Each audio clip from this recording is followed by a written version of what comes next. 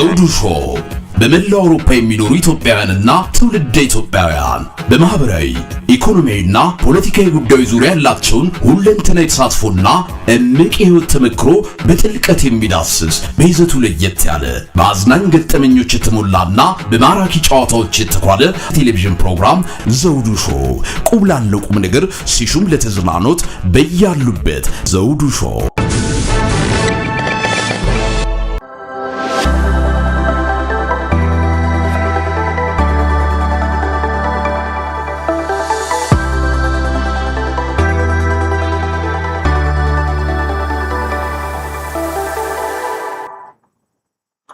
ሰላም ጤና ይስጥልን ክቡራን ተመልካቾቻችንና አድማጮቻችን ዘውዱ መንግስቴ ነኝ ከዚህ ከአገር እንግሊዝ የዝግጅት ክፍላችን ከእናንተ ክቡራን ተመልካቾቻችን አድማጮቻችን ጋር የምናደርገውን የቀጥታ ዝግጅት አሁን ጀምረናል። እናንተም አብራችሁ ቆይታ እንደምታደርጉ ተስፋ እናደርጋለን። በዛሬው ዕለት በተለይም ኢትዮጵያ የተከናወነውን የምክክር ኮሚሽኑ ጉዳዮች በተመለከተ ብዙ ጊዜ ከዘውዱ ሾው ሚዲያ እየቀረበ ሀሳብ አስተያየቱን ልምድ እውቀቱን ከሚያካፍለን ፍቅረ ማርያም ጋር ነው ዛሬ ቆይታ የምናደርገው። ተመልካቾቻችን አብራችሁን ቆዩ። የምክክር ኮሚሽኑ አሳዛኝ ፍጻሜ ብለነዋል። ሳይወለድ እየመከነ ብለውታል። አንዳንዶቹም ጽንሱ ገና ሳይወለድ መክኗልም ይላሉ። በተጓዳኝም ኢትዮጵያኖች በኢትዮጵያዊነታቸው የኮሩበትና ብልጽግና ራሱን በራሱ የገደለበት ወይም ያመከነበትም ተብሏል። ጉዱ የወጣበት ገበናው የተጋለጠበት በተለይም በአማራው ማህበረሰብ ዘንድ ደግሞ አንድ ለመሆን ያሰባሰበበትም ብለውታል። በተለይም በብልጽግናዎች ደረጃ በብልጽግና አማራ ደረጃ ብዙ ጊዜ አብይ አህመድ የሚመራው ካቢኔ ይጠቅመናል፣ ያግዘናል በሚል በወገኖቻቸው ላይ ግፍና በደል ሲፈጸም ዝምታን የመረጡት ዛሬ ግን አንድ ሆነዋል። በቃን፣ ደከመን፣ ሰለቸን፣ ወገባችን ጎበጠ፣ ትከሻችን ከዚህ በኋላ መሸከም አይችልም አሉ። ስብሰባውንም በተደጋጋሚ ረግጠው ወጥተዋል። ምክንያቱም የሚመጡት አጀንዳዎች የምክክር ሳይሆን የክፍፍልና እንደዚሁም የበላይነትን እያሳዩበት ሆኖ በመገኘቱ በተለይም አብይ አህመድ ይህንን ምክክር ኮሚሽን ሲያቋቁም የራሱን የበላይነትና የፈለገውና ያቀደውን ነገር ለማድረግ ያስበው እንደነበረ የሚዘነጋ አይደለም። በዚህ በዘውዱ ሾው ሚዲያ ቢሆን በሌሎቹም ይህንን ተቃውመናል፣ ሀሳባችንን አቅርበናል። የምክክር ኮሚሽኖቹም በተንቀሳቀሱባቸው አካባቢዎች የገጠማቸው ችግር በግልጽ አሳውቀናል ወይም አሳይተናል። የምክክር ኮሚሽኑ በተገኘበት በለንደን ራሱ ስብሰባው አዳራሽ ገብተን ጉዳዩን በቀጥታ ስናስተላለፍ እንደነበረ የሚዘነጋ አይደለም። የነበሩትን ችግሮችም አጉልተን አሳይተናል። በተለይም ይህ የምክክር ኮሚሽን በተለይም የብልጽግናን እና የጠቅላይ ሚኒስትሩን ጉዳይ አስፈጻሚ እንጂ ለሕዝብ ለሀገር በሚጠቅም ጉዳይ ላይ የሚሰራ አይደለም የሚል ወቀሳ ገና ከጅምሩ መነሳቱ የሚዘነጋ አይደለም። ለዚህ ነው ብዙዎቹ የመከነ ጽንስ ያሉት። አልሆነም። በምንም ጉዳይ ላይ ውጤታማ አልሆነም። ከሀዘን መርዶ ተቀምጠው እንደወጡ ነው ያስመሰለው። የመጨረሻ ውሳኔ ላይ የተገኘ ምንም ምላሽ የለም። በተለይም ጠቅላይ ሚኒስትሩ ያቋቋመው ይህ የምክክር ኮሚሽን ላይ ተገኝቶ የመጨረሻ ንግግር ማድረግ እና ጉዳዩም ላይ ማብራሪያ መስጠት ሲገባው አልተገኘም ይላሉ። ለምን? ጽንሱ ገና ሳይወለድ ከሽፏልና ብለዋል ብዙዎቹ። ምንድን ነበር የተፈጠረው ነገር? በተለይም በአገሪቱ ሀብትና ንብረት ኢኮኖሚ በሌለበት በዚህ ሰዓት ለሁለት ጡረተኞች አብይ አህመድ ገንዘብ እየከፈለ ነው የሚሉ ትችቶችም ተነስተዋል። በተለይም ኦባሳንጆም ሆነ የኬንያው ፕሬዚዳንት ዩሩ ኬንያታም እዚህ እየመጣ የሀገሪቱን ገንዘብ አላግባብ ይበላል የሚል ወቀሳም ተነስተውባቸዋል። ምንድን ነው የሚያደርጉት? ምንድን ነው የሰሩትስ? መጥተው ምን የተፈየደ ነገር አለ? በዚህ የመጨረሻ መዝጋ ንግግር ላይ ምንድን ነው የተገኘው ውጤት? በምን ምክንያት ነው እነዚህ ሰዎች እዚህ ከፍተኛ ወጪ እየወጣ የመኖሪያቸውን፣ የመቀመጫቸውን፣ የሆቴላቸውን፣ የምግባቸውን፣ የአውሮፕላን ወጪ እየተሸፈነ በተጨማሪው ሌላ ድጎማ እየተሰጠ ህዝቡ በችግርና በመከራ በስቃይ ባለበት በዚህ ሰዓት ለእነዚህ ሰዎች አብይ አህመድ ምን እያደረገ ነው የሚል ጥያቄም ተነስተዋል። ለማንኛውም በእነዚህና በሌሎችም ጉዳዮች ላይ ያሉትን ምልከታ ከፍቅረ ማርያም ወንድማችን ጋር አብረን ቆይታ እናደርጋለን። እናንተም አብራችሁን ቆዩ ነው ምንለው። ከልብ አመሰግናለሁ ወንድማችን ፍቅረ ማርያም። ዛሬም በዚህ በዘውዱ ሾው ተገኝተህ ልምድና እውቀትን ለማካፈል በመምጣት በጣም አመሰግናለሁ። እንዴት አገኘው? እስቲ ይህንን የምክክሩን ኮሚሽን ጉዳይ ዛሬ ትላንትና የመጨረሻ ቀኑ መሆኑ አይዘነጋምና እንዴት አገኘው? ለጾማችሁ እንኳን ጾሙ ልጓሙን ፈታላችሁ እላለሁ። እንኳን ለበዓሉ አደረሳችሁ እላለሁ። እኔ እንኳን በጣም የሚያሳዝን ነው። መጀመሪያ ከዚህ በፊት እንዳልኩ ምክክር ኮሚሽኑ ገና አንተም እንዳልከው ከመወለዱና አፈጣጠሩ ራሱ የህግ ዋስትና የሌለው ነበር። ከተፈጠረም በኋላ የተደረገው ህዝብን የማወያየት ሂደት ህዝብ ያልተሳተፈበት ስቴክሆልደሮች ያልነበሩበት ነበር።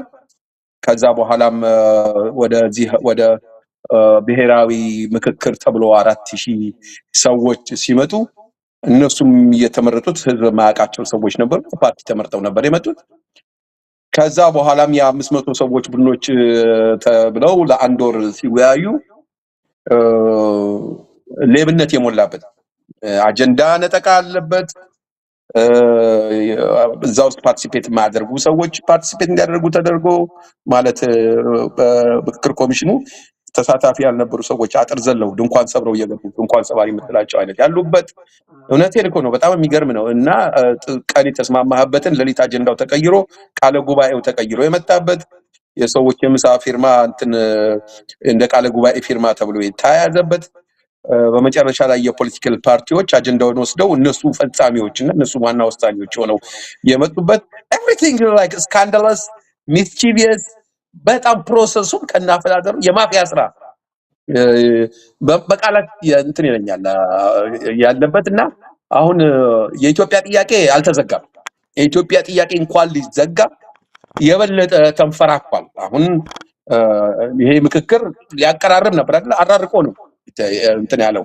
ይሄ ምክክር ሊያለሳልስ ነበር ተቃራኒ ወገኖችን አለ አማሮ ነው የተበተነው። ይሄ ምክክር ከአንድ ወር በላይ 4000 ሰው ተቀምጦ አሁን ዛሬ በመዝጊያው ላይ ህዝቡ ምን መስማት ነበረበት? ዘውዱ አንደኛ ይሄን ተስማምተናል የሚሉት ነገር መሰማት ነበረበት። መናገር እንኳን ፈርተዋል የተወሰነውን ውሳኔ። ምክንያቱም ብዙ ነገር አዝሏል። አልተስማሙም ብዙዎቹ ላይ። በዚህ እንኳን ተለያይተናል፣ በዚህ እንትን ላይ መስማማት አንልም፣ ይሄን የመጨረሻ ምክረ ሐሳብ ብለው መናገር አልፈለጉም። በቃ እንደዚህ አድርገን ተመካክረን በኋላ አጠናቅረን መስማማት ሲያቅታቸው የ100 ሰው ግሩፕ ይሉናል፣ የ50 ሰው ግሩፕ ይሉናል፣ የ60 ሰው ግሩፕ ይሉናል፣ የ12 ሰው ግሩፕ ይሉናል። ፕሮሰሱ ራሱ ከመጀመሪያው ጀምሮ ዲፋይንድ ያልሆነና ስትራክቸሩ ግራ የሚያጋባ ነው። እንኳን የሀገርን ጉዳይ ሊወስን የቀበሌ ስብሰባም የቀበሌ ውሳኔ የሚያስወስን አይደለም ፕሮሰሱ። በጣም የሚገርም አንፕሮፌሽናል የሆነ ሂደት ነበረ እና አሁን በመጨረሻም እንግዲህ ያለውን ምክረ ሐሳብ ሳይነው በምትኩ የሰማነው አብይ የሚያደርገውን የመሰለ በልጸጋችኋል፣ ለምታችኋል፣ አገር ሰላም ሆነች። እንደውም የኢትዮጵያ ቴሌቪዥን ያየሁት ካሁን በኋላ የጦርነት እንትን ተዘጋ፣ ምስክክሩ አሸነፈ እያሉን ነው። እንግዲህ አይተዋል። እነሱ እጅግ እኮ የሚደንቅ ሀገር እኮ የሚደንቅ ኢትዮጵያ አሸነፈች ነው። ጦርነት ላንቃ ተዘጋ፣ የመሳሪያው ላንቃ ተዘጋሉ። በቃ ትራጂክ የሆነ ኮሜዲ ነው። ትራጂክ ፕሮፌሰሩ ራሳቸው በንግግራቸው ላይ የጠቀሱት በመሳሪያ መነጋገር ከአሁን በኋላ በኢትዮጵያ ታሪክ ሆኖ ይቀራል አሉ። ራሱ ፕሮፌሰር መስፍን ራሱ ምን እንደሆነ አልገባኝም። እሳቸው የእህታቸውን ሞት ተጠቅመው ነፍሳቸውን ይማርና እህታቸው ሄደው 1 ሳምንት ይቆያል ሰው የሀገር ምክክር ይዞ ረፍት አድርገው በዛው ከዚህ ቦታ ላይ ሳልቀመጥም ብለው በደም ብዛትና እንትን እንዳይሞቱ ሸሽተው ከርሞ 1 ሳምንት ከርሞ ይሄ ያስጎባከ ኔክስት ዴይ። ምክንያቱም የሀገር ጉዳይ በሚሊዮኖች የሚያልቁበትን ነገር እፈታለሁ ብሎ ያለ ሰው በመጀመሪያ 1 ሳምንት ስልጣን አይሰጥም። በኢትዮጵያ ታሪካዊ የሆነ ወቅት ስለሆነና ሊደርሺፑን ስለያዙ የእንኳን ለእህታቸው ቀብር ደርሶ በነጋታው ነው መመለስ የነበረባቸው። እዛ ላይ አልሄዱም። ከዛ ላይ ምን ምክክሩ ተሳክቷል ይላል እኮ እሳቸው እኮ ኃጢአት ነው የሰሩት። በኢትዮጵያ አዲስ የፖለቲካ ምዕራፍ ተከፍቷል አሉ።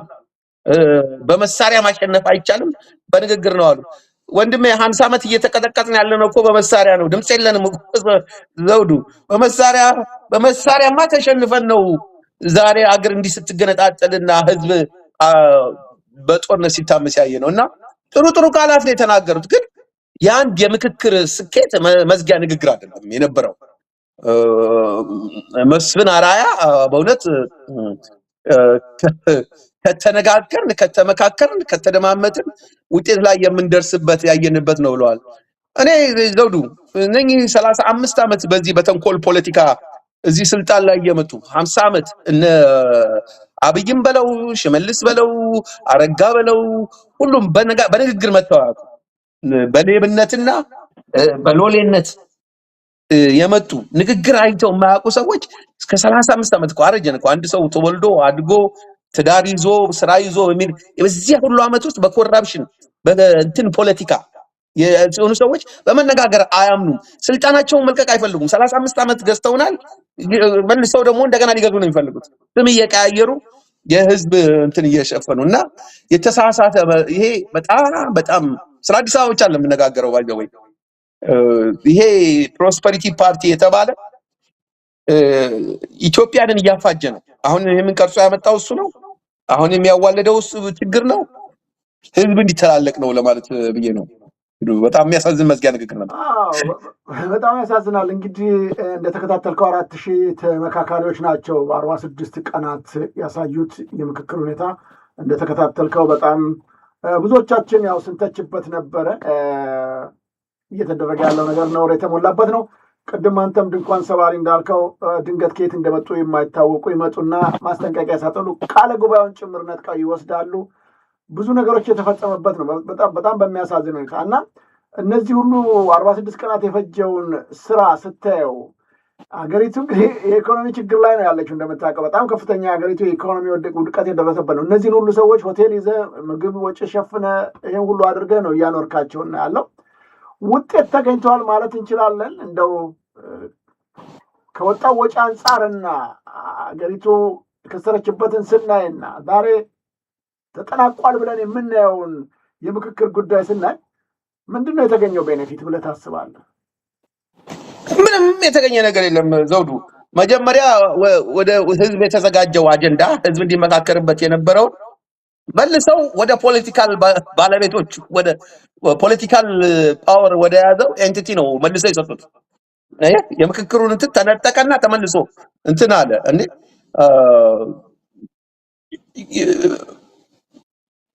ተሳታፊዎቹ በምንም ተአምር መጀመሪያ ላይ ተስፋ ነበራቸው፣ ስምምነት የተደረሰ መስሏቸው። ከዛ በኋላ የአዲስ አበባ ጉዳይ ራሱ ከተቋጨ በኋላ ነው እንደገና የተከፈተው።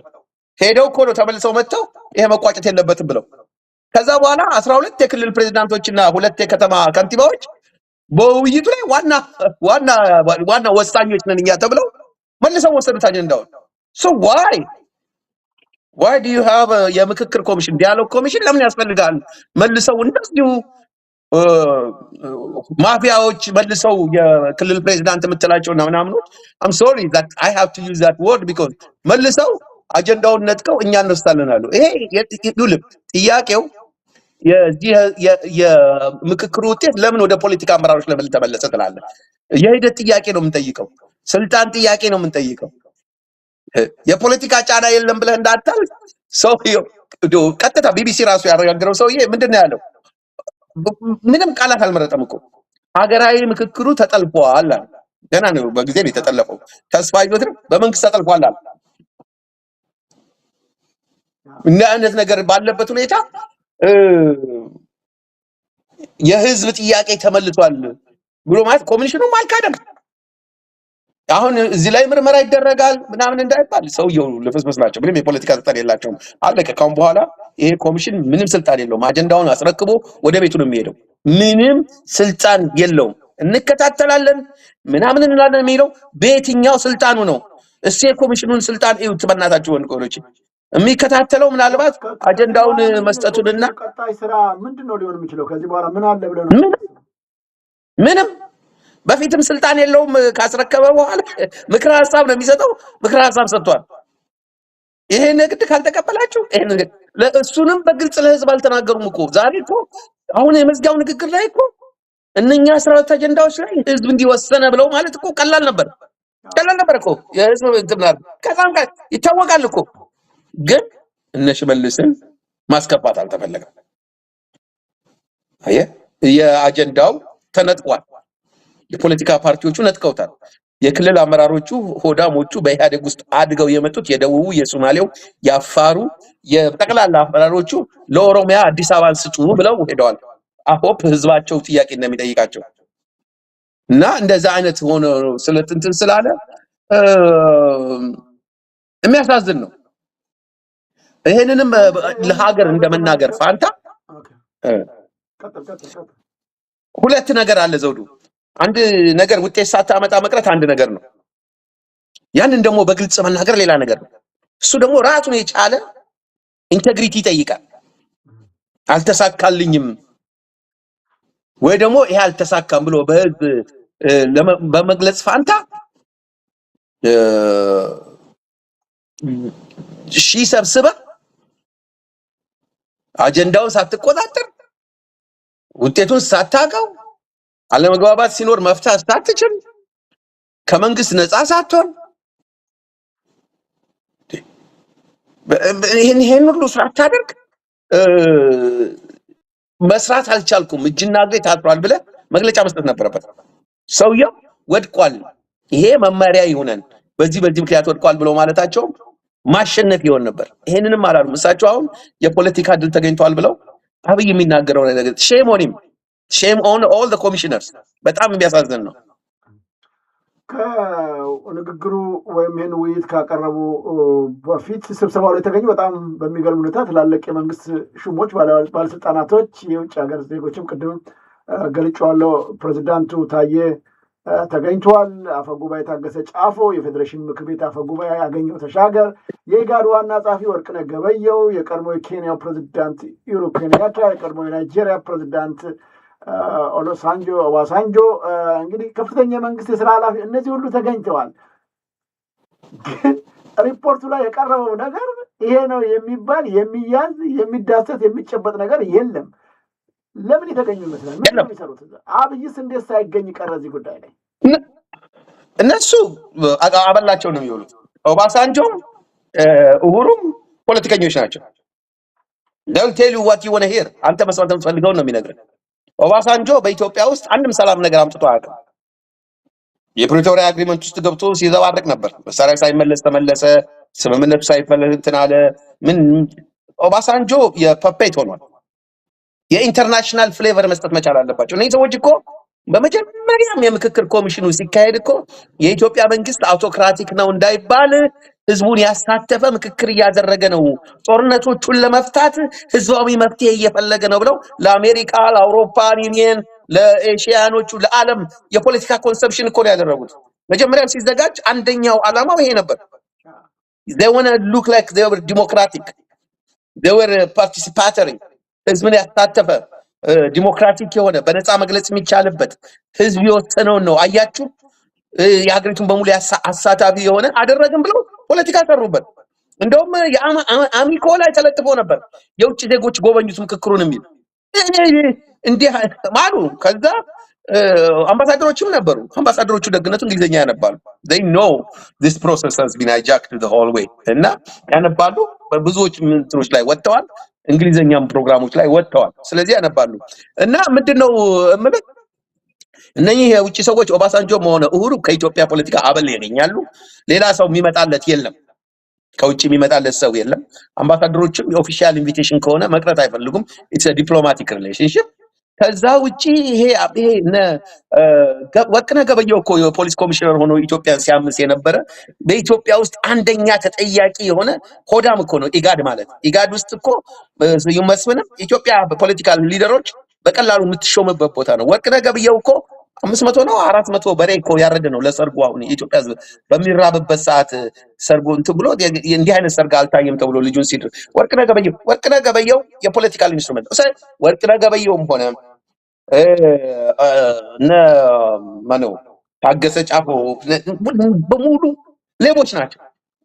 ዘውዱ to be honest the real word መናገር corrupted ናቸው። the most corrupted people የፖለቲካ ኢትዮጵያው መጠየቅ ያለበት ከነኚህ ሰዎች ነፃ መውጣት አለበት። 35 ዓመት እነኚህ ሰዎች ናቸው እየተገላበጡ የሚጫወቱብንና ምንም ያየነው አዲስ ነገር የለም።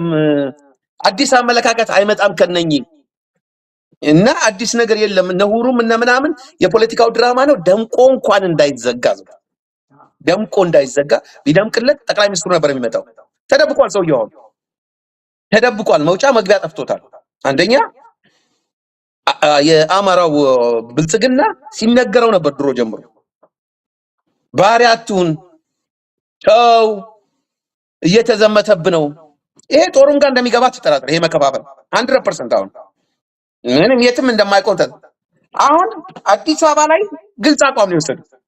በብልጽግና ታሪክ ባለፈው ኢንተርቪው ስታደርገኝ ነግሬሃለሁ። በብልጽግና ታሪክ ታይቶ አይታወቅም እንደዚህ ስፕሊት የሆነ ዲሲዥን። አሁን በቃቸው።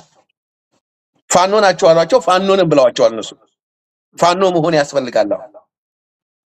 ለዚህ ነው ይሄ ከዚህ የእነኚህ ሰዎች መገኘት የእንትኑን ውጤት እንትን አይለውም። በኦሮሚያና በአማራ ክልል ያለውን አለመተማመን አስፍቶታል፣ አማሮታል ትግሉን እና የተቃዋሚዎቹንም እና አብን የሚያወጡትም እናት ፓርቲ የሚያወጡት በግልም በኮንሸሳቸው እንሳተፋለን ብለው የመጡት ሰዎች ለነዚህ ለቢቢሲ ለምና መግለጫ የሰጡት ሰዎች ተጋብተው ነው የሄዱት።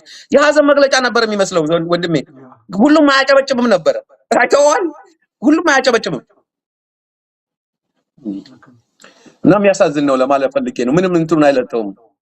ልክ ነው። በጣም አመሰግናለሁ። እንግዲህ በተለይም ለዚህ ውዝግብና በጥብጥ ትልቁን ኃላፊነት ወስዶ እየሰራ የሚገኘው ችግሩንም እያባባሰ የሚገኘው የኦሮሞ ብልጽግና ወይም ደግሞ አብይ አህመድ ራሱ ያሰማራቸው እነ ሽመልስ አብዲሳ ናቸው። በተለይም እንግዲህ ስብስቡ እሱ ያመጣቸው ቢሆንም አንዳንዶቹም ያው የህልና ጉዳይ ነው መቀበል አልቻሉም። ስለዚህ አዲስ አበባ የኢትዮጵያ ዋና ከተማ መሆን አይገባትም የኦሮሚያ የሚል ውዝግብ ማንሳታቸው የሚዘነጋ አይደለም። እሱ ብቻ አይደለም። አንዳንዶቹ ተጠሪነቷ ለፌዴራል መንግስት የሚባለው ቀርቶ ኦሮሚያ ክልል ተጠሪነቷ ይቅርታ የአዲስ አበባ ተጠሪነቷ ለኦሮሚያ ነው የሚሉ ክርክር ማንሳታቸው ነው የሚታወቀው። እንደው ነገሮች እየጠበቡ ሲመጡ ደግሞ እንደገና መጨረሻ በልዩ ጥቅም ታገኛለች የሚለው ተቀይሮ የጋራ ተጠቃሚ ትሁን እስከ ማለት የደረሱበት ሁኔታ አለና በተናጠል የኦሮሞ ብልጽግናዎች ለምንድን ነው ጫና መፍጠር የፈለጉት? መስማማት ከተፈለገ በህዝብ ይሁንታ የሚሆንን ነገር መቀበል ለምንድን ነው የተሳናቸው? ያ ካልሆነ ስምምነት፣ ንግግር፣ ውይይት ምንድን ነው የሚያስፈልገው ብለህ ታስባለህ? ለምንድን ነው የሁሉ የተፈጠረው? ሁለት አይነት ዓላማ እኮ ነው ያለው ይሄ አጀንዳ። አንደኛው ዓላማ ያው ፕሮፌሰሩ እንዳቅሚቲ የሀገር መመካከር አደርጋለሁ ብሎ የሚጥሩት ነው። ሲነገራቸውም አልሰማ ያሉበት ዓላማ ነው። ሁለተኛው ዓላማ ግን የኦኤልኤፍን ስትራቴጂ ማሳካት ነው። የተፈጠረበትም ኦብጀክቲቭ እኮ እሱ ነው። ለህዝብ የሚታየው ሌላ ነው። ከውስጥ ያለው ድራማና ቀድሞ የተወሰነውም የተዘጋጀውም እሱ ነው። ሌጂቲማይዝ ማድረግ፣ ከተማውን መውሰድ፣ አገር የማዋለድና ህዝቡን ሁለተኛ ዜጋ የማድረግ ነው። ህዝቡን ሁለተኛ ዜጋ የማድረግ ነው። ምክንያቱም በኦሮሚያ ክልል ሁለተኛ ዜጋ አድርገነዋል። በሌላውም ክልል ህዝቡ ከራሱ ቦታ ሲወጣ ዜጋ አድርገነዋል። አሁን ደግሞ አዲስ አበባ ላይ we can do it ማንከለከለን። አድሚኒስትሬሽን ኦልሬዲ ፈጥረናል፣ ሁሉን ነገር ፈጥረናል። ፖሊሳችን እዚህ ነው ያለው። ይሄንን ሳንጠይቅ እንትን ብለናል። ሌላው አንተ ያልጠቀስከው እኛ ወስደናል፣ አገሪቱን ወስደናል። አሁን ይሄን ምክክር ኮሚሽን የምንፈልገው ሌጂቲማይዝ እንዲያደርግልን ብለው የፈጠሩት ነው። ዓላማው እሱ ነው። በቃ ዓላማው ሌላ ዓላማ የለውም። ለዚህ ነው የምክክር ኮሚሽኑ እንትን ማለት ያለበት። ሌላ ምን መሰለህ፣ በመነጋገር የሚያምን አይደለም ብያለሁ። በምንም ተአምር በመነጋገር 35 ዓመት ስልጣን ላይ ያለ ድርጅት በእኛ ወገን ምን አገኘ የሚል ነው። ሁልጊዜ ሲሰበሰቡ ሀገራችን እንዴት እንሆን አይደለም እኮ አሁን እኮ ማንዲ ሲላቸው ሲሰበሰቡም በራሳቸው ፓርቲ ውስጥ አንድ ናቸው እንጂ ፓርቲው አማራ ምን አገኘ ኦሮሞ ምን አገኘ እንጂ ኢትዮጵያዊ ምን ያገኝ ብሎ እንደ አንድ ፓርቲ ማሰብ የለም። አሁን እኮ ይሄንን አጋልጦ ያሳያል። የአንድ ፓርቲ የአንድ ቡድን ንብረት ናት ኢትዮጵያ። ይሄንን ያየነው እንደፈለገን እናደርጋለን እና ከህዝብ በላይ የፖለቲካ ሰልጣን የሚያሳዝነው ይሄ ነው። በግልጽነት ቢጠናቀቅ በነፃነት ቢጠናቀቅ ነፃ እንትን ቢሆን ተሳታፊዎች ድምጽ ቢከበር ያልተስማሙ እንኳን በቅልድ ቢቀርብ አንድ ነገር ነው። ይሄ በኢትዮጵያ አዲስ ባህል ተጀመረ ትላለህ። እነኝን እንኳን ቢያሟላ አሁን ያጠቀስኳቸው እነኝን እንኳን ያላሟላ አንዱም ላይ ማሟያ የሌለው የምክክር ኮሚሽን ከኦብጀክቲቭ ጀምሮ እስኪፈጸም ድረስ ማሟያ የሌለው በመዝጊያ ንግግር ወደ ነገ አሸጋግረነዋል፣ ችግሩን አልፈታነውም፣ ይሄ ፕሮሰስ ነው ምናምን ይሉናል። ደግሞ ሲጀነግሉ ፕሮሰስ ነው ጋር አላለ። በቃ እንግዲህ አሁን እንደገና ወደ ህዝብ ሄዶ ብለዋል። አሁን ደግሞ ዛሬ ሲናገሩ እንደገና ወደ ህዝብ ሄደው በክልሎች እንደገና ይወያዩበታል። እኛ ስንወያይ ዘመናት ልናሳልፍ ነው እንዴ? ሰዎቹ ከክልል አይደል ተመርጠው የመጡት እኮ እነዚህ ክልሉን እየወከሉ ተወካዮች አይደል? ለወሬ ነው እንደገና ሪቨርስ ነው ዘውዱ። የኋላ ማርሽ አስገብተው እንደገና ወደ ክልል ሄደው ህዝቡ ይወያይበትና ሰውየው ግራ ገብቷቸዋል። እኚህ ፕሮፌሰሩ ኮሚሽነሮቹ ዘር ባንች ኦፍ ይህን ያህል ቢሊየን ብር አውጥተው የኢትዮጵያ በቢሊየን ብር እኮ ነው የወጣበት፣ በቢሊየን የሚቆጠር ብር አውጥተውበት የኢትዮጵያን ህዝብ አባክነው ፕሮስፐሪቲ ያሳየን ነገር ቢኖር የኢትዮጵያን ህዝብ እየበላው ያለ ድርጅት እንደሆነ ነውና በጣም የሚያሳዝን ነው። ጠቅላይ ሚኒስትሩ ያለ መምጣቱ በጣም ትልቅ ነገር ነው። ዛሬ የተጨበጨበለት ጎርደድ ሲል ካሜራ ላው ላይ ሆኖለት ታየው ነበረ። ተነስቶ የኢትዮጵያ ህዝብ ያጸደቀው የግቦቼ ብሎ ያስቀመጣቸው ቢሳኩለት ኖሮ ዛሬ መግለጫ ይሰጥ ነበር። ዛሬ ምንም የፖለቲካ ሂቱ ታስባለህ። ምክንያቱም የፈለጉትን እያደረጉ ነው ያሉት። ሃይ ባይ የሌላቸው ለጊዜው እንግዲህ ፋኖ እየገሰገሰ ነው። በእርግጥ ግን ማን ሀይ ይላቸዋል? ይህን ወስነናል፣ ለኦሮሚያ ተጠሪነቷ ለኦሮሞ እንድትሆን ወይም ደግሞ የኦሮሚያ ዋና ከተማ እንድትሆን ይህን የሚፈልጉትን ስለ ሰንደቅ ዓላማውም ስለምኑም የወሰነውን አጽድቀናል ቢሉ ማን ይከለክላቸው ነበር? ምንድን ነው ፍርሃታቸውና ስጋታቸው አንደ ማለት ያዳገታቸው ብለህ ታስባለህ?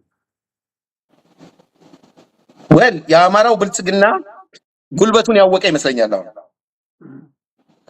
ይህን ያህል በሚሊየንስ የሚቆጠር ህዝብ ሪፕሬዘንት የሚያደርግ ተሳታፊ ፓርቲ አስፈርቷቸዋል። አሁን እሱ ወጣ ማለት አለቀ። ከማን ጋር ነው ኒጎሼት የምታደርገው? የፖለቲካ ፓርቲን ለማስፈጸም ፈረሰ ማለት ነው ብልጽግና። የአብይ ነገርም አከተመለት ማለት ነው። አንድ እሱ ነው። ሌላው ደቡቡ፣ አፋሩ፣ ሶማሌው ሁሉም እንዲህ አይነት ነገር ነው የሚፈልገው። መሪዎቹን ተዋቸው፣ መሪዎቹ ወዳሞች ናቸው። ነገር ግን ህዝቡ እንደ ህዝብ አሁን እኮ ተሳታፊ ሆኖ የመጣው ህዝብ 10 ለአንድ እኮ ነው ሲወስኑ የነበረው ዘውዱ።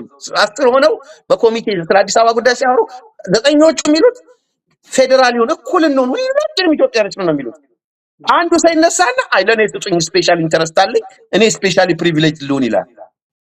እኔ ኦሮሞ አክራሪዎችም ነው የምላቸው ዘላለም ሰላም አታገኙ አትወስዱም ኢትዮጵያን። ይሄንን ነው የምለው ዘውዱሻና በጣም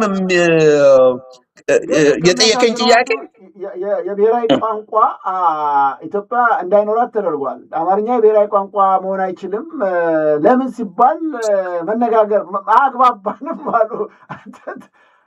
በአማርኛ ቁጭ ብለው እየተነጋገሩ ሚኒስትሮቻቸው ጭምር ሳይቀርብ ስራው በዚህ እየተሰራ ኤቭሪቲንግ በቃ እነሱ እዛው ቁጭ ብለው እኮ እየተወያዩ 4000 እንግዲህ አብረው ሆነው እየተወያዩ የሚወያዩበትን በአማርኛ ቋንቋ እየተነጋገሩ እየተግባቡ አግባባንም የሚል ጥያቄ ማንሳታቸው የብሔራዊ ቋንቋ ኢትዮጵያ እንዳይኖራት ማድረጋቸው ከምን አኳያ ይመስልሃል? እናቴ ድሮ ምን ትል ነበር መሰለህ? የብድ ቀን አይመሽትል ነበር። አብደዋል ሰዎቹ። አየህ አብደዋል። በምንድን ነው ጀስቲፋይ የምታደርገው? አሁን የአማርኛ ቋንቋ ከዳር እስከ ዳር ኢትዮጵያን ጠብቆ የቆየ ቋንቋ ነው። ሌላ ቋንቋ እንዴት እንዲገባ እንፈልግ፣ እንዴት እናሳድገው እኮ ጤነኛ እኮ ንግግር እኮ ነው። ማንም ሀገር ቢያደርገው እኮ ነው። this is the conversation እኔ ዲያሎግ ውስጥ ብኖር ዘውድሻ አንተ የምትነጋገረው ቋንቋ እንዲገባ ፈልጋለሁ። አዎ እስኪ እንዴት እናስገባው እንትን ውስጥ ይሄ ነው ኢንተረስት፣ እናሳድገው፣ ያንተንም እናሳድገው።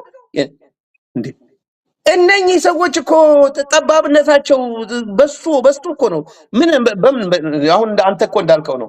እኔ እናንተ ሐሳባቸውን በአማርኛ እንትን እያሉ የትም ቦታ በአማርኛ እንትን ባይ ዘ ዌይ አሁን ኦሮሚያ ውስጥ ላሉ ልጆች አማርኛ የሚማሩበት ትምህርት ቤት እየፈለጉ እየተማሩ ነው። ምክንያቱም ሽባ አደረጓቸው፣ ከሌላው ህዝብ ጋር እንዳይነጋገር እያደረጓቸው። አሁን አማርኛ መናገር ስልጣኔ እየሆነ ነው። ምክንያቱም በክልል ውስጥ ነው የምታፍነው፣ አንድ ክልል ውስጥ ነው የምታፍነው። ይሄን ደግሞ አማርኛ እያደገ ነው። አሁን ደቡብም ኢንስትራክሽን ሰጥቷል እንደገና በትምህርት ካሪኩለም ሪቫይዝ እንዲደረግ። ወደዱም ጠሉም ይሄን ቋንቋ ሊያጠፉት አይችሉም። ቋንቋውን ዘምተውበታል። እሱን የሚናገርን ሰው በሙሉ እንትን ብለውታል። የራሳቸውን ልጆች አማርኛ ሲናገሩ የነፍጠኛ ቋንቋ እንዴት ተናገራለች ያሸማቅቁታል። ከትምህርት ካሪኩለም ሊያጠፉት ግን አይችሉም። አማራን ሪፕሬዘንት እናደርጋለን የሚሉት ይሄን ነው መገንዘብ ያለባቸው። መሸፋፈን አያስፈልግም። ምንም የፖለቲካ ዲያሎግ አያስፈልግም። እየተዘመተበት ነው። ቋንቋው እየተዘመተበት ነው፣ ባህሉ እየተዘመተበት ነው፣ ህዝቡ እንደ ህዝብ እየተዘመተበት ነው። ይሄንን መታገል ለነገ የሚባል ነገር አለም። ከፋኖ ጋር እጅ ለእጅ መያያዝ አለባቸው። ፋኖ ላይ ሚሊሻውን ማዝመት ማቆም አለባቸው። ፋኖ ላይ እንትን ማለት ማቆም አለባቸው። ከፋኖ ጋር ዲያሎግ መጀመር መቻል አለባቸው። ፋኖ አይዋጋም እንገርና ፋኖ ቢያነጋግሩትና እንደዚህ ነው ያንተን ጥቅም ኢንተረስት እንጠብቃለን እንደታጠቅ እንትን ቢሉት አይዋጋቸውም። አብይም አለቀለት ማለት ነው። እነ ሽመልስ ምንም መግቢያ አይኖራቸው፣ የትም ምንም አያመጡም፣ ጽንፈኛ ምንም አያመጣም። ስለዚህ እኔ ለአማራ ቋንቋ ተናጋሪዎች እና ለሌላው ኢትዮጵያ ህዝብ ነው ሌላው ኢትዮጵያ ቁርጥህን ወቅ የተዘጋጀልን አጀንዳ አሁን አውቃው አገር የመበታተንና ሁለተኛ ዜጋ የማድረግ አጀንዳ ነው። አያቆሙ ምን ታመጣላችሁ እያሉ እና ሁለተኛ ዜጋ ሊያደርጉን ነው። አንድ ሁለተኛ የአማራው አብንም ሆነ የብልጽግናው ቁርጣችሁን ወቁ። ይሄ ነበር ሲነገራቸው የነበረው። ልዩ ኃይሉን መሳሪያ ማስፈታት የነበረው ፋኖን ትጥቅ ማስፈታት የነበረው ይሄንን አጀንዳ ለማስፈጸም ነበር። ይሄንን አጀንዳ የተዘጋጀ አጀንዳ አብይ ክሊርሊ ያደረገውን ኢንተርቪው ሂዱና ተመልከቱ። ማንን ነፃ ለማውጣት ማንን አሸናፊ አድርጎ ለማውጣት እንደሚታገል በግልጽ ተናግሯል። አልሸፋፈንም። ይሄን እየሰማ ቁጭ ብሎ ስለ ኢትዮጵያ ያስባል ብሎ ከዚህ ሰውዬ ጋር ስለ ኢትዮጵያ መነጋገር እብደት ነው። 35 ዓመት የብሔር ፖለቲካን ያቀነቀነው እኔ 35 ዓመት እያልኩ ማወራው ዘውዱ መሪዎቹ ላይ አቴንሽን እንድንሰጥ አዲስ አይነት ሊደርሺፕ አዲስ አስተሳሰብ ካልመጣ ከነኚህ ሰዎች ፍሬ መጠበቅ ከባብ እንቁላል እርግብ የመጠበቅ ያህል ነው ለማለት ፈልጌ። አመሰግናለሁ ፍቅሬ። እንዳልከው በተለይም ጫና እየበዛባቸው ሲመጡ አሸንፋለሁ ነው የሚለው፣ ግን አቅም አንሶ ችግር ውስጥ ገብቶ በኦሮሚያ ክልልም እኮ ይሄ ነው የሚባል የሚዳሰስ የሚጨበጥ ነገር እኮ ቢሰራ ጥሩ ነው። የኦሮሞ ህዝብ ዛሬ እየየ ላይ ነው ያለው፣ ጩኸት ላይ ነው ያለው፣ ስቃይ ላይ ነው፣ መከራ ላይ ነው ያለው። በአሁኑ ሰዓት ልክ ያን ብሔራዊ ውትድርና እንደምታስታውሰው እየታፈኑ ሲወሰድ እናቶች በየጊዜው ያለቅሱ ነበረ። ያ እንኳን ትርጉም አለው ቢያንስ። አሁን ግን ልጆቻችንን አትውሰዱ እያሉ እያፈኑ ነበር የሚከቷቸው፣ እያፈኑ። በዚህ ምክንያት የኦሮሚያ ክልል ጩኸት አለ። አንድ ቪዲዮ ላሳየ እስቲ። እኔ እኮ ቢመቸው ለኦሮሞ ህዝብ እኮ የተሻለ ነገር በመጣ እሰየዋል። በአሁኑ ሰዓት ይሄ ምክክሩ እየተደረገ ባለበት ሰዓት አዳምጥ ይሄንን።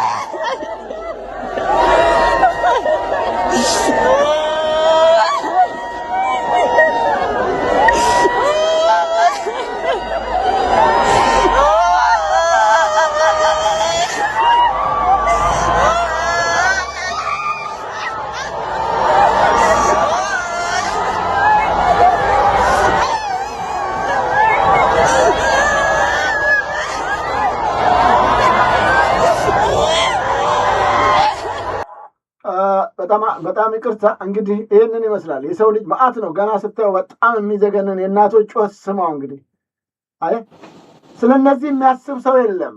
ይሄ ሁሉ እናቶች የሚያለቅሱት ልጆቻቸውን መከራ አሳይተው ስቃይ ውስጥ ገብተው አሳድገው ነገ ይጦረኛል ሲሉ ሲያስቡ ይኸው እየለቀመ እንደዚህ ነው የሚጮት፣ እያፈነ ነው ይዞቹ የከተተው።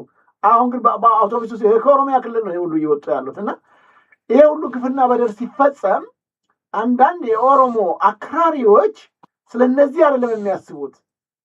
ጀዋር መሐመድ ጨምሮ ሌሎችም እንዴት አዲስ አበባ ለኦሮሚያ አትሰጥም ይለዋል። እንደነዚህ አይነት አስተሳሰብ ያላቸውን ወደ ህሊናቸው ይመለሱ ዘንድ ምን መደረግ አለ?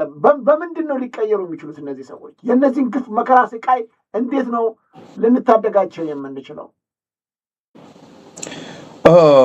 ዘውድሽ አንድ ነገር መታወቅ አለበት። አንድ ጨካኝ መንግስት ጨካኝ ሆኖ እንዲቀጥል የሚያደርገው ጉልበቱ አይደለም፣ ዝም የሚለው ህዝብ ነው ይባላል። ዝም የሚለው ህዝብ ነው። ጉልበቱ ዝም የሚለው ህዝብ ነው። ጉልበቱ ዝም ብሎ የማይታገለው ህዝብ ነው። የተኛው ህዝብ ጉልበቱ አብን ውስጥ ያሉ ሰዎች ናቸው። ጉልበቱ ብልጽግና ሆነው አማራ ሆነው ብልጽግና የሆኑ ጉልበቱ ደቡብ ውስጥ ያሉት ጉልበቱ ሰሜን ውስጥ ያሉት ጉልበቱ ኦሮሞ ውስጥ ሆነው ዝም ያሉት ናቸው።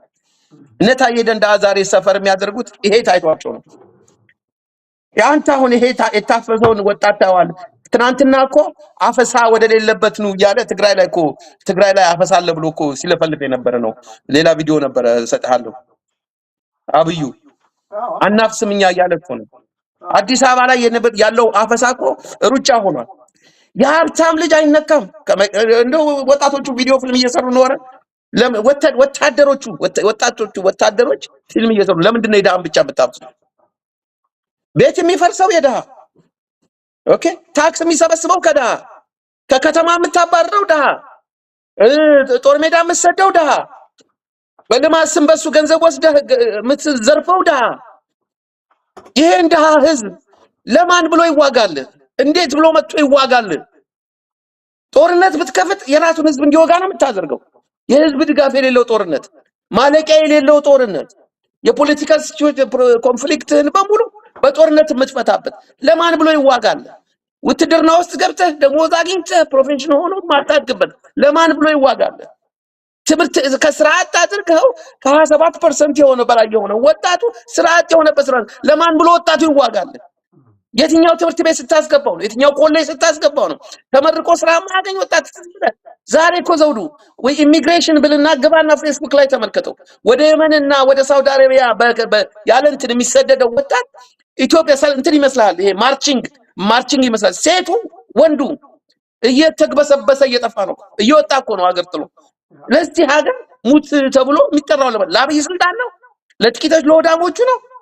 ድህነቱ እየባሰበት ሰላም አጥቶ በየመንገዱ እየታረደ እየታፈነ አንተ እኮ ሀገር ስትኖር የሚሰማ ሀገር ላይ መምረጥ ስትችል መማጥ ስትችል መናገር ስትችል ለሰርተ መኖር ስትችል ተምረህ እንትን ማለት ስትችል ወልደ ማሳደግ ወልዶ መሳም ሰርቶ በልቶ ማደር የማይቻልበት ሀገር ፈጥሮ ለዚህ ሀገር ሙት ሲለው ወጣቱ በሙሉ የሚሰሩ ቪዲዮ ብታይ ተጥለቅልቋል። ቲክቶኩ በሙሉ የወጣቶቹ በክሬቲቪቲ ፕሮቴስት እያደረጉ ነው። ከመኪና ለምን አውርዳችሁ አትይዙም? ለምንድን ነው ከመንገድ ላይ ብቻ የምትይዙት እያለ ነው ወታደሩ እንትን እያለ። እንደዚህ ሄዶ እንደዚህ የምታሰማራው ሰራዊት ያሸንፋል ብለህ ታስባለህ? አያሸንፍም። ግን እሱ ግድ አለው ብለህ ነው? አይ ወስዶ ይማግዳል።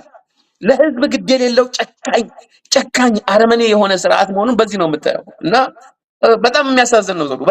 በጣም የሚያሳዝን ነው። አፈሳው ወጣቱ ተጨንቋል። ከቤት መውጣት አልቻለም። በቃ እስረኛ አድርገውታል። የኦሮሞ እሊቶች አክራሪዎቹ የነዚህን ጮት ለምንድን ነው የማያስደምጡት? ለምንድን ነው መናገር የሚከብዳቸው? ለምንድን ነው ዛሬም ስለ አዲስ አበባና በተለይም ከአማራ ጋር ግንኙነት ያላቸው ነገር ላይ አተኩረው የሚሰሩት? እንደው የተለየ ምክንያት አለ ብለህ ታስባለህ? እንደው አይ ቲንክ እስከ ዛሬም ዘውድሻ ጥሩ ጥያቄ ነው ጠየቀኝ። እስከ ዛሬም ተደራጅቶ የተቀናቀናቸው ኃይል የለም። ቀድመው በዘረኝነት ተደራጁ፣ ቀድመው አጀንዳቸውን ገፉ። ስለዚህ አሁንም ያ ትቢት አለው። ይሄንን እንደፈለገው እናደርገዋለን፣ እኛን የሚገፋው የበለጠ ኃይል እየመጣለት ነው። አሁን ከፍተኛ ኃይል እየተደራጀ ሲመጣ ነው። አሁን ያን ይሄን አጀንዳ ቆመው መግባታቸው ነው። አሁን እኮ ሰላም አብረን እንስራ ምናምን ካጀንዳቸው አወጣቸው። እስካኤል ገቢሳም ሆነ ጸጋዬ አራርሳም አይወጡም ከዘረኝነታቸው። እና አስረግጬ እነግርሃለሁ፣ ጀዋር መሐመድ አይወጣም ከዘረኝነቱ በምንም ተአምር። ከዛ ጥንስስ ውስጥ አይወጡም። ከዛ ጥንስስ ውስጥ የሚወጡት መቼ ነው ለጠይቀኝ፣ ኢትዮጵያዊው አገሬ ነው የዚህ ዘር የሚባል መሬት የለም ብሎ መታገል ሲጀምር ነው። ከ20 ሚሊዮን 30 ሚሊዮን ህዝብ በላይ የተለያየ ቋንቋ የሚናገር ህዝብ ተዋልዶት እንትን ያለባት ኦሮሞ ብቻ ነው። ሌላውንም ክልል ይሄ ክልል ፖለቲካን ማፍረስ አለበት። እነሱ ቦልድ አይደሉም።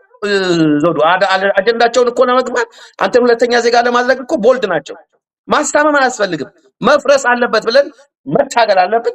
እንደ ፋኖ ያሉ ኃይሎችንም ቢሆን በዚህ አቅጣጫ እንዲሄዱ መደገፍ አለብን። ይሄን ዘረኛ ስርዓት እንዲያፈርሱ መደገፍ አለብን። የአማራ ክልል የያዘው አቅጣጫ አንድ ደረጃ ከሄደ አለቀለት፣ ብልጽግና አለቀለት።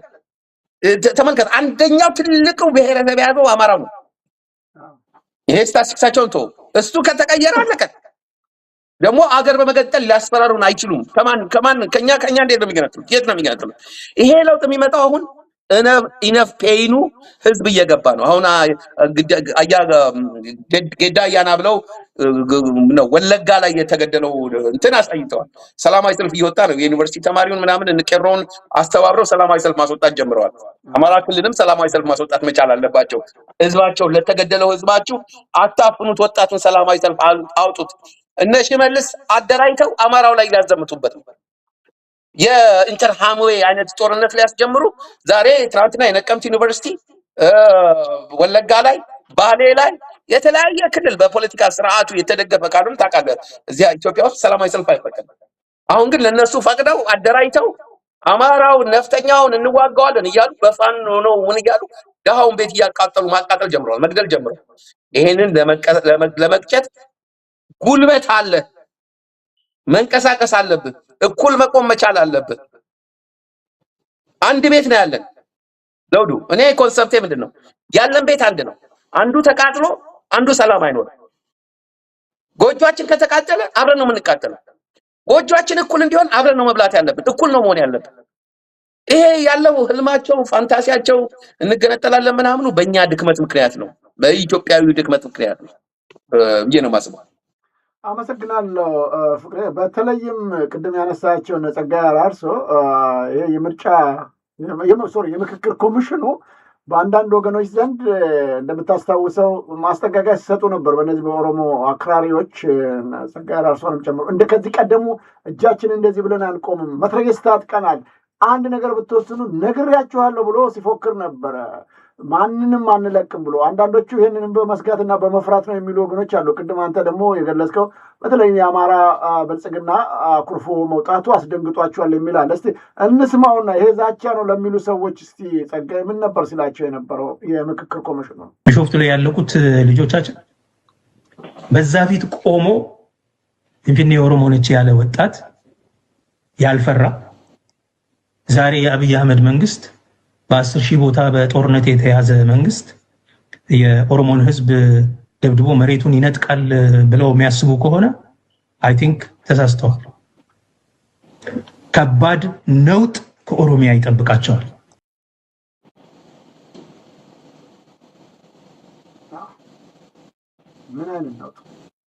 ናቸው ብዙ መሬቶች አሉ። እኛ መሆኑን እያወቅን ለሌሎች የተውናቸው ብዙ መሬቶች አሉ።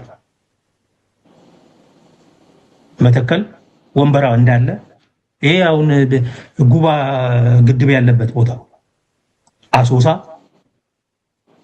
ወሎ፣ ራያ ውስጥ ያለው አንድ ወረዳ ኦሮምኛ ብቻ የሚናገረው ወረዳ ዛሬም ትግራይ። ኦኬ፣ እዚህ ሰሜን ሸዋ ውስጥ ያሉ ብዙ ቦታዎች ህዝቡ ተቀላቅሎ ነው የሚኖረው። ችግር የለም። አንዱ ብቻ ነጭና ጥቁር ነው ይኸው በቃ የኦሮሞ ብቻ ነው የምናምን የማይባሉ ቦታዎችን በታሪክ የኛ እንደሆነ እያወቅን እዚህ ባህር ዳር ዙሪያ እንኳን ያሉ አካባቢዎች ሌላ ሩቅ ሳትሄድ እያወቅን ስማቸው እየተናገረ የቦታዎቹ እየተናገረ እያወቅን አንድም ቀን አይ የኛ ነው መሆን ያለበት አላለ። በወሎ በአጠቃላይ ጉባላፍቶ ምናምን ስማቸው ነው የውና ዝም ብለህ ታየዋለህ። ዋናው ሰሜን ወሎ ነው። ኦኬ፣ አልጠየቅንም። እነዚህ የማንንም መሬት ለድርድር አላቀረብንም። የራሳችንንም ለቀን እንደው አብሮ ለመኖር የማይመች የመሰለንን ትተናል። አብሮ ለመኖር ለመልካም ጉርብትና ሲባል የማይጠቅሙ ጥያቄዎች ብለን ይሄ ግን አልፎ እምብርትህ ድረስ መጥቶ እቤትህ ውስጥ ልክ የኢትዮጵያ ብሔሮችና ክልሎች ሁሉ ሊረዱ የሚገባው ማንኛውም ሰው ኢንፋክት የዓለም አቀፍ ማህበረሰብ 3 ቀን ኦሮሚያ 5ቱንም በሮች የከተማዋን 5 በሮች ቢዘጋ ያ ክልል የዛ ከተማ ህዝብ አደጋ ውስጥ ነው የሚገባው። ህልውናው አደጋ ውስጥ ይገባል። መተንፈስ፣ መብላት፣ መጠጣት፣ መጸዳዳት አይችልም። ይሄን መረዳት አለባቸው። የኦሮሚያ ክልል ዛሬ ደብዳቤ የጻፉ ነው አይደል የተባለው? ነገ መዝጋት ይቻላል። ዛሬ እኮ የታጠቀ ሰራዊት አለ ከቦት የሚለው እንደ ድሮ በቄሮ በምናምን በድንጋይ አይደለም የምንዘጋው፣ በመትረየስ ነው የሚዘጋው። ተከታተልከው እንዲህ አይነት ፉከራና ሽለላ እብን የሚጸዳዱበት እንኳን አያገኙም እስከ ማለት እስከ ትግራይ እስከ ባህር ዳር እስከ ግድቡ ድረስ ኤቭሪቲንግ ኮንትሮል የኛ ነው እያለ እየገለጸ ባለበት በዚህ ሰዓት ሌላው ዝምታን መርጧል። ይህንን መከላከል እንኳን ሀይ ማለት የሚችል በተለይም ከአማራው የሚመለከታቸው አካላቶች ዝምታ መፍጠር ቅድም እንዳልከው ነው። የኛ ዝምታ እነሱን እንደፈለጉ አድርጓል። ገዢ መደቡንም እንደፈለገ ለማድረግ ተፈጥሮልተናል። እንደነዚህ ነገሮች እንዲቆሙ ይችላል ዘንድ ምን መደረግ አለበት ትላለህ? የጸጋዬ ኤግዚቢት የሚያደርገው ታይራንት የሚባሉ አሉ አምባገነኖች when they feel confident ሲገዙና ሲጨፈጭፉ ሲሰማቸው አይነኬነት ይሰማቸዋልና ጨፈጭፋለሁ እገዛሃለሁ እንትራሃለሁ ሲል እሱም አይነካ ነው። እስቲ አዲስ አበባ ላይ ቆይ ቁረጠውና ይየው ይመልከተው ኦሮሞ ሰላም እንደሚሆን አማራ ሰላም የሚሆን ብሔረሰብ አይኖርም። ልክ ሌላው ቤተሰብ እንደሚሞት እሱ ስልጣን እንዳለው ፓወር እንዳለው የገዘፈ እንደሆነ ኢትዮጵያ ስትበታተን የሚጎዳው ሌላ ህብረተሰብ እንደሆነ አንድ ነን ወንድሜ፣ ቤትህን ነው የምታቃጥለው፣ ቤታችን ነው የምናቃጥለው ማለት አለብን። መፍራት የለብንም።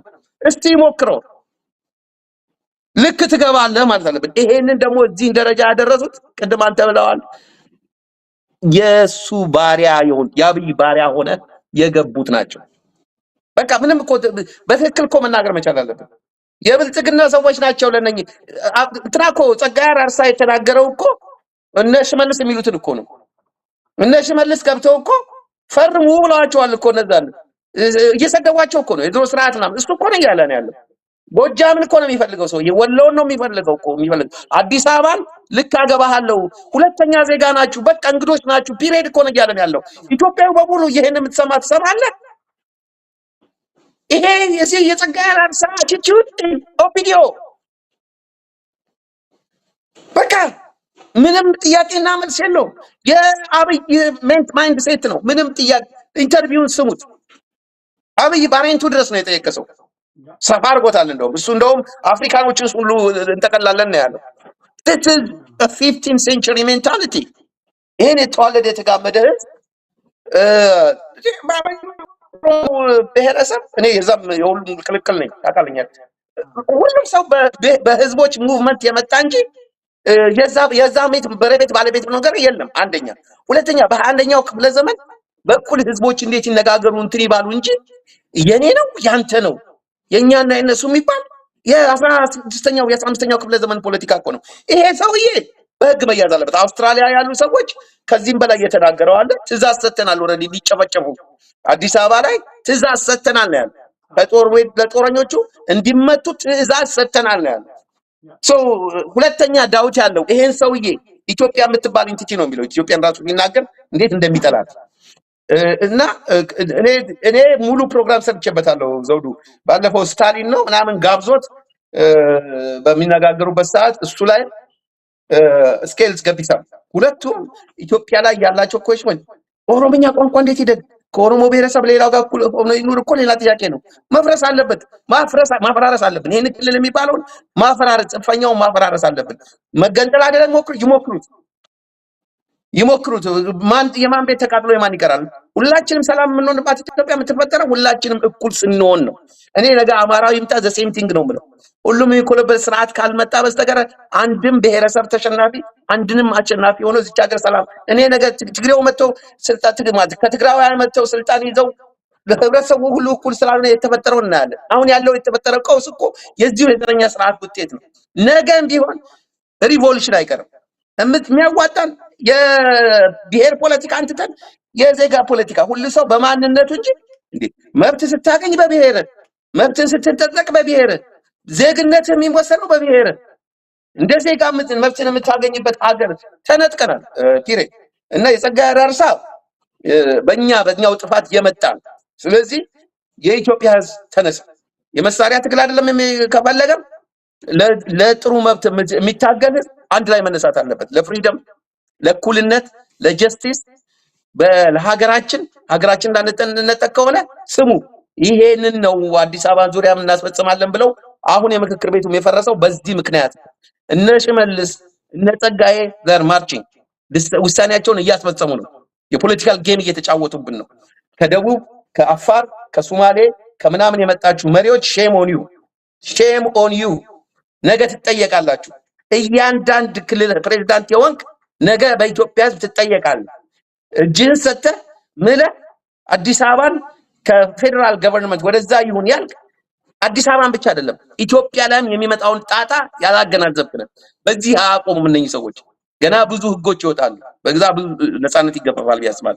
ቴንክ ዩ ዘውድሺ ከልብ አመሰግናለሁ። ተመልካች አድማጮቻችን እየተከታተላችሁት የምትገኙት እዚህ እንግሊዝ ከሚገኘው የዘውዱ ሾው ሚዲያ ነው። ዝግጅቶቻችንን እየተከታተላችሁ ላላችሁት ከልብ እናመሰግናለን። በሀገራችን ወቅታዊ ጉዳዮች ላይ ነው እየተወያየን የምንገኘው። ኢትዮጵያ ካለችበት መከራና ስቃይ መውጣት ይቻል ዘንድ እንደ ዜጋ እኛስ ድርሻና ኃላፊነታችን ምንድን ነው መሆን ያለበት?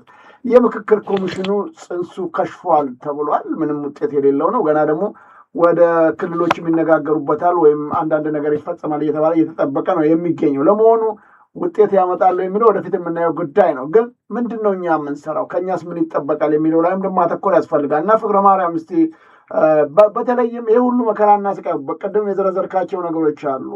በሌላው ላይ ከመንጠልጠል ይልቅ እኛስ ደግሞ ማስጠበቅ የለብንም ወይ? እነሱ እንደዚህ በየቀኑ እየፎከሩ እንደፈለጉ ለማድረግ ሲያስቡ በእኛ በኩል ምንድን ነው የሚጠበቅብን? እስከ መቼስ ነው የምንጠብቀው? በየቀኑ ሰው ልጅ እንዲህ የሞተ እየተፈናቀለ ደሙ እየፈሰሰ እስከ መቼ ነው የሚቀጥለው? ይህንን ሀይ ማለት የሚገባው ራሱ ኢትዮጵያ አይደለም ወይ? ማንን ነው የምንጠብቀው?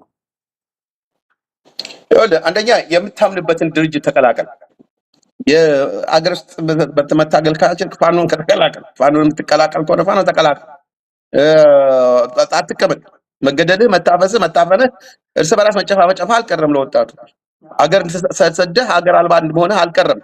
ተምረህ የምትሰድግባት ስራ የምትይዝባት ሀገር አይደለም እየተፈጠረብህ ያለው።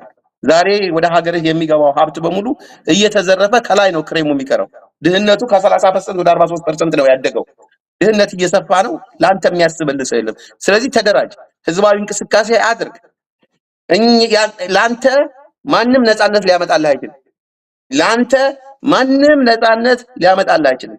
ነፃነት የህዝቦች ድምጽ ነው። ማርቲን ሉተር ኪንግ በራሱ አይደለም ነፃነት ያመጣው። 250 ሺህ ህዝብ ነው ጆይን ያደረገው። ብቻውን ሲወጣ ህዝብ ተከትሎት ነው የወጣው። እስረኞቹ ጋንዲ ብቻውን አይደለም ለውጥ ያመጣው።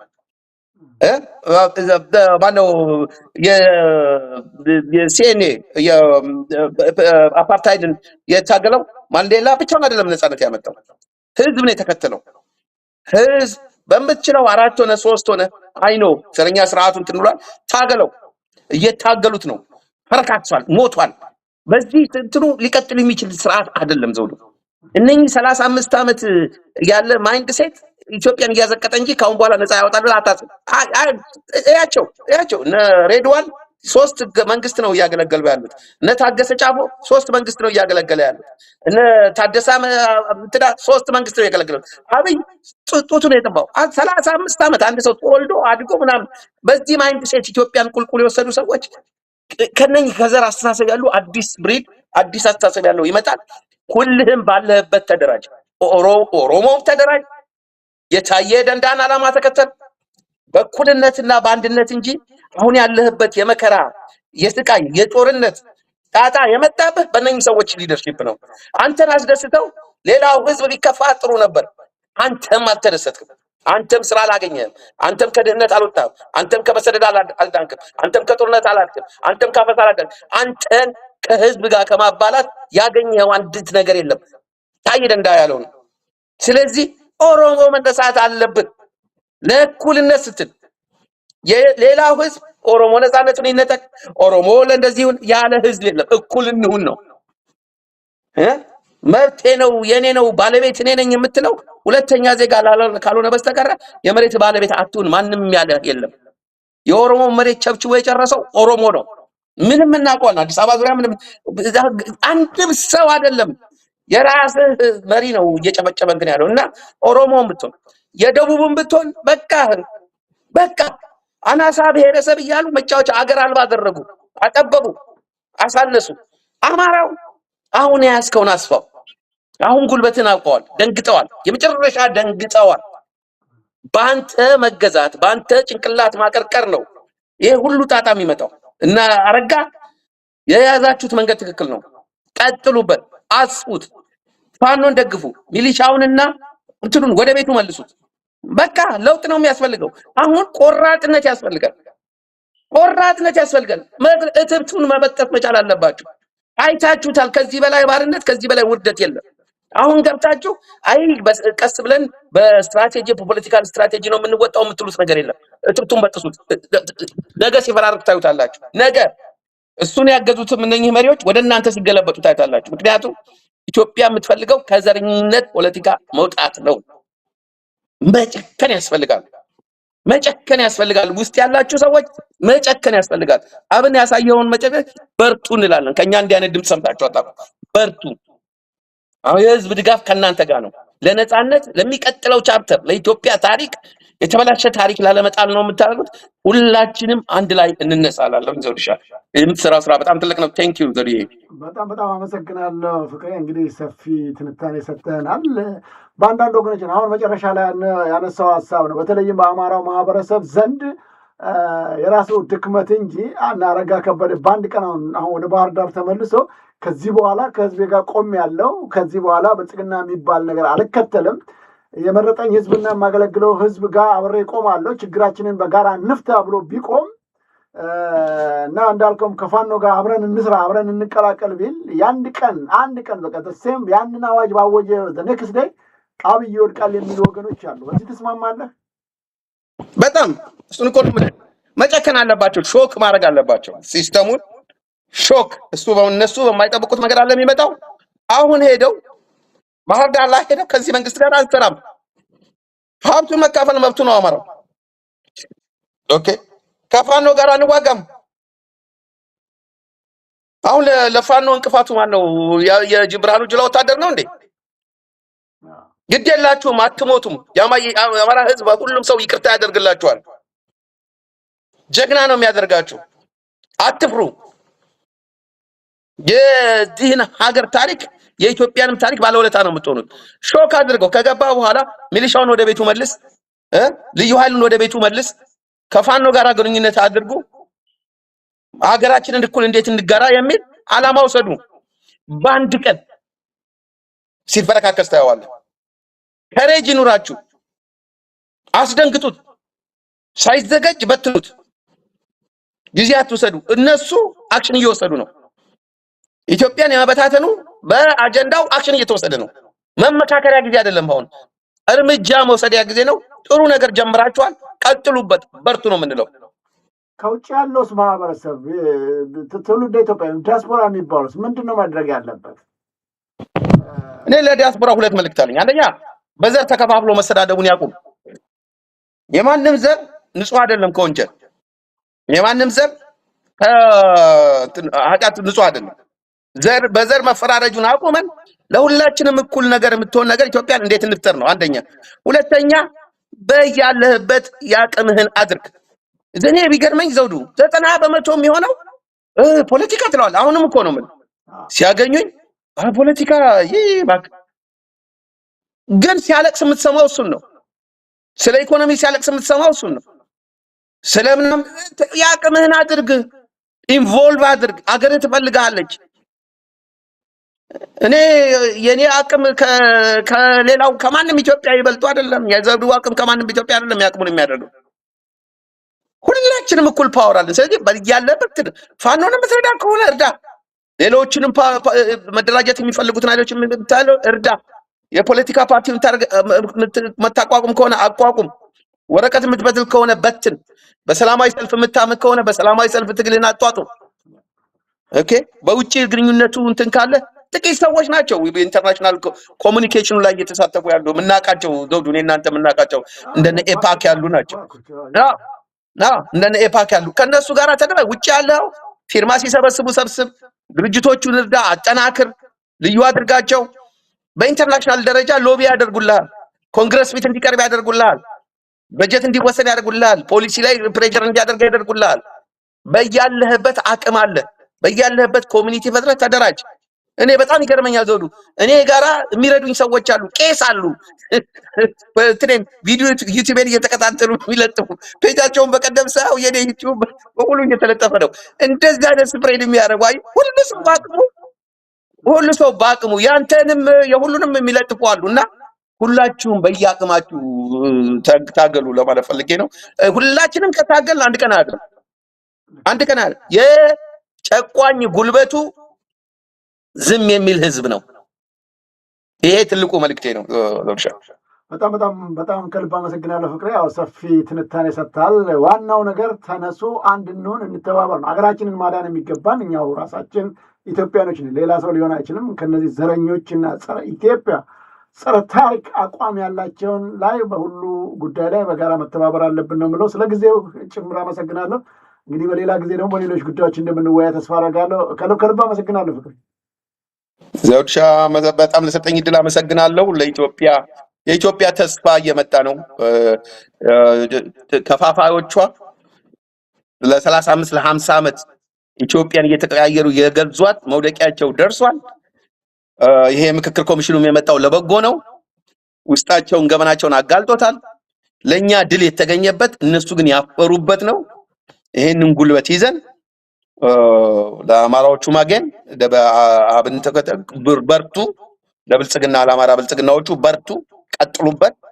የኢትዮጵያ እንትን ነው። ከዚህ በኋላ ግንኙነታችሁን ከፋኖ ጋር አጠናክሩ። የሚፈራው እሱን ነው። ፋኖ ተብላችኋል። አዎ ፋኖ ነን ብላችሁ ፋኖ ሁኑ። ሌላውም ህዝብ በክፍለ ሀገር ተከፋፍሎ ይሄ አማራ ይሄ እንትና የሚለውን ትተህ የሚጎዳው ህዝብ እንደ ህዝብ ነው። ዘረኝነት ሁሉም ጋር ነውና ዘረኝነትን እምቢ በሉ ለማለት ብዬ ሐሳቤን እሰጣለሁ። ኢትዮጵያ ነፃ ትወጣለች ከዚህ አይነት አስተሳሰብ ብዬ በቅርቡ አስባለሁ። ቴንክ ዩ ዘብሻ ስለስተኝት ቴንክ ዩ ተመልካች አድማጮቻችን ከወንድማችን ፍቅረ ማርያም ጋር ያደረግነው ሰፋ ያለ ውይይት ይህንን ይመስል ነበር። ለማንኛውም ኢትዮጵያኖች በጋራና በአንድነት በሀገራችን ጉዳይ ላይ ጠንክረን መስራት ይጠበቅብናል። አንድነት ኃይል ነው የሚባለው። ስለዚህ አንድ መሆን አለብን። በምንም ተአምር ይህንን የምክክር ኮሚሽኑን ጽንስ እንዲመክን ካደረጉት አንዱ ኢትዮጵያኖቹ በጋራ መቆማቸው ነው። ቀላል አይደለም። እሱ የጠራቸው የሰበሰባቸው ለራሱ ይጠቅሙኛል ብሎ ነበር፣ ግን አልሆነም። በአጋጣሚ ማለት ነው አልሆነም። ስለዚህ አንድነት ምን ያህል ውጤት እንዳለው ምን ያህል ቅስም እንደሚሰብር ታይቷል። አብይ አህመድ እየተፍነከነከ ወጥቶ ይህንን መግለጫ በሰጠ ነበር፣ ግን አልሆነለትም። በሌሎችም ጉዳይ ላይ ጠንክረን ከሰራን ሀገራችን ኢትዮጵያን መታደግ እንችላለን ነው የምንለው። የዘውዱ ሾው ሚዲያ እንግዲህ ሁልጊዜም ዘወትርም ለእናንተ ተመልካች አድማጮቻችን ወቅታዊ መረጃዎችን እንዲየቀረብን እናወያያለን፣ እንነጋገራለን፣ እንመካከራለን። በሌላ ጊዜ ደግሞ በነገ ዕለት በሌሎች ጉዳዮች እስከምንገናኝ ሰላም ጤና ይስጥልኝ ያልኩ የምሰናበታችሁ ይህንን ዝግጅት እስካሁን ከእናንተ ጋር በመምራት አብሬያችሁ የነበርኩትን የዘውዱ መንግስት የነበርኩ። መልካም ጊዜ። ጤና ይስጥልኝ።